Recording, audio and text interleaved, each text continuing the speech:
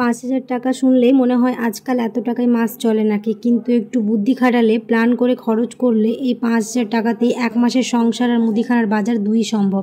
আজকের ভিডিওতে আমি বলবো কিভাবে মাসের শুরু থেকে শেষ পর্যন্ত তোমরা ৫,০০০ টাকায় সুন্দরভাবে সংসার চালাতে পারবে, খাবার, নিত্য প্রয়োজনীয় জিনিস, এমনকি সামান্য সেভিংসও রাখতে পারবে। চলো তাহলে শুরু করি।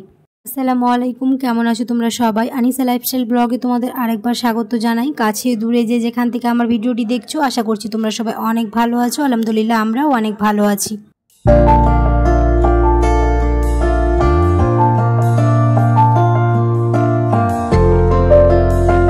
এখানে মাসকাবারি বাজারগুলো করে এনে গুছিয়ে রাখবো বলে এখানে রেখেছি। ভাবলাম এক এক করে তোমাদের টিপসগুলো বলে দিই, কী করে মাসে ৫,০০০ টাকাতে সংসার প্লাস বাড়ির প্রয়োজনীয় জিনিসপত্র কিনবে। প্রথম টিপস হচ্ছে, প্রথমে আমাদের ৫,০০০ টাকাকে ভাগ করে ফেলতে হবে 4টে ভাগে। ২৫০০ টাকা মুদিখানার জন্য, ১,০০০ টাকা মাছ, মাংস, সবজি, ডিমের জন্য, আর ১,০০০ টাকা রান্নার গ্যাস, সাবান, তেল ইত্যাদির জন্য, আর বাকি ৫০০ টাকা জরুরি প্রয়োজনে, যেমন ডাক্তার দেখানো, ওষুধ বা ছোটোখাটো বা প্রয়োজনীয় জিনিসপত্র কিনতে।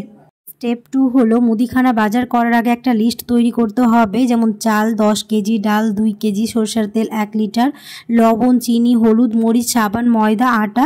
যে জিনিসগুলো মাসে একবার কিনলেই চলে, আর দোকান ঘুরে দাম তুলনা করে কিনতে হবে। অনেক দোকানে 2-3 টাকা করে পার্থক্য থাকে, কিন্তু মাসের শেষে সেটা অনেকটাই জমে। তাই অবশ্যই দোকানগুলো ঘুরেই আমাদের জিনিসপত্র কিনতে হবে। এগুলো বড় বড় জিনিস, মাসে একবার কিনলে এক মাসে আরামে চলে যায়। এই জিনিসপত্র কেনার ক্ষেত্রে অবশ্যই আমাদের এই টিপসগুলো ফলো করে নিতে হবে। স্টেপ 3 হলো, সবজি ও মাছ কেনার ক্ষেত্রে আমাদের একটা বুদ্ধি করতে হবে। প্রতিদিন না গিয়ে সপ্তাহে 2বার বাজার করতে হবে। সপ্তাহের শুরুতে টাটকা সবজি ও একদিনের মাছ কিনতে হবে, আর বাকি দিনগুলোতে ডিম, ডাল, সয়াবিন দিয়ে রান্না করতে হবে। যেমন একদিন ডিম ভাজা, একদিন ডাল সবজি, একদিন আলু পটল চচ্চড়ি। এভাবে মেনু বদলালেও খরচ কমে যায় আর খাওয়ার একঘেয়েমিও আসে না। আর মাংস কেনার ক্ষেত্রে একসঙ্গে মাংস কিনে নিয়ে কোনো সবজির ক্ষেত্রে কয়েক টুকরো মাংসের পিস ফেলে দিলে এতে কি হয়, রান্নার স্বাদটাও ঠিক থাকে আর আমাদের মাংসের অভাবটাও মিটে যায়। এই করে আমাদের 1 কেজি বা 2 কেজি মাংস প্রায় এক মাসে আরামে নিয়ে যাওয়া যায়। স্টেপ 4 হলো, রান্নার সাশ্রয়ী উপায়। অবশ্যই রান্নার সময় আমাদের সাশ্রয় করে নিতেই হবে। এটাই আমাদের প্রত্যেকটা গৃহিণীর একটা জায়গা, হচ্ছে রান্নার সময় অনেক টাকাই সাশ্রয় করে নেওয়া এবং সময়ও সাশ্রয় করে নেওয়া। তার জন্য তেল কম ব্যবহার করতে হবে। ভাজা খাবারের বদলে ঝোল বা ভাপা জাতীয় খাবার বেশি করতে হবে, যেমন কুমড়ো দিয়ে ডাল, আলু টমেটোর ঝোল বা সয়াবিন তরকারি। একটা টিপস, সপ্তাহে একদিন ফ্রিজ খালি দিয়ে রাখুন, মানে যা আছে তাই দিয়ে রান্না। এতে অপচয় একদম কম এবং ফ্রিজে জিনিসপত্র সব একেবারে শেষ হয়ে যায়, কোনো কিছুই আর নষ্ট হয় না। আর দিনের শেষে যাই হয়ে যাক না কেন, ওই ৫,০০০ টাকাতে আমাদের সংসার চালাতে তো হবে, তার সাথে আমাদের সেভিংসের কথাটাও মাথায় রাখতে হবে। কারণ দিনের শেষে আমাদের টাকা সেভিংস করাটা যে কতটা জরুরি সেটা আমরা প্রত্যেকটা গৃহিণী খুব ভালো করেই জানি। তো স্টেপ 5 কি করতে হবে, প্রতি মাসে 100 টাকা আলাদা করে রাখতে হবে। যত ছোটই হোক, মাসের শেষে সেটা হয়তো 400-500 টাকা হবে, কিন্তু ভবিষ্যতে ছোট খরচে তা কাজে লাগবে। হয়তো কোনো মাসে 100 টাকার জায়গায় একটুখানি কম হয়ে গেল, 50 টাকা, 60 টাকা, 70 টাকা এরকম করে জমালেও মাসের শেষে দেখবে অনেক টাকাই জমে যায়। যদি তোমরা পারো তাহলে অবশ্যই ক্যাশে না রেখে মোবাইলে বা ইউপিআইয়েও টাকা রাখতে পারো। এতে কি হয়, আমরা খরচটা ট্র্যাক করতে পারি সহজে। স্টেপ 6 হচ্ছে অতিরিক্ত ইনকাম টিপস। যদি তোমরা পারো কোনো কিছু বাড়িতে একটা নিজের ব্যবসা তৈরি করতে, তাহলে তো আরও ভালো। দিনের শেষে অনেক টাকায় আমরা এরকম করে সেভিংস করতে পারবো।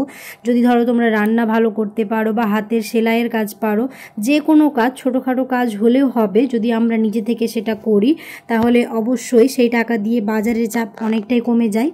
কারণ একটু করে আয় বাড়লে সেই টাকা দিয়ে বাজারের চাপ অনেকটাই কমে যাবে। সবশেষে আমি একটাই কথা বলবো, এবং প্রত্যেকটা গৃহিণীরই এটাই মাথায় থাকে, যে সংসার চালানো মানে শুধু টাকা খরচ নয়, সেটা বুঝে খরচ করাই বুদ্ধিমত্তা।